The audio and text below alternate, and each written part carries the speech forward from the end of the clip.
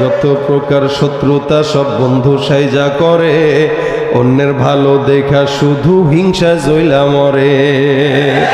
পড়ালেখা কর্মকাণ্ড সবকিছু বাদ দিয়া পিঠি পোলায় চালায় ফেসবুক গভীর মন দিয়া।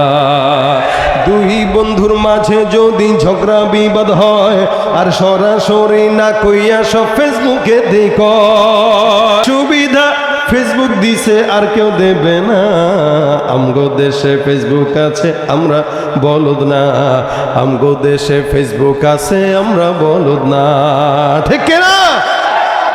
কালের কণ্ঠ, যুগান্তর, ইনকিলাব, প্রথম আলো, আগের মতো পত্রিকা সব চলে না আর ভালো।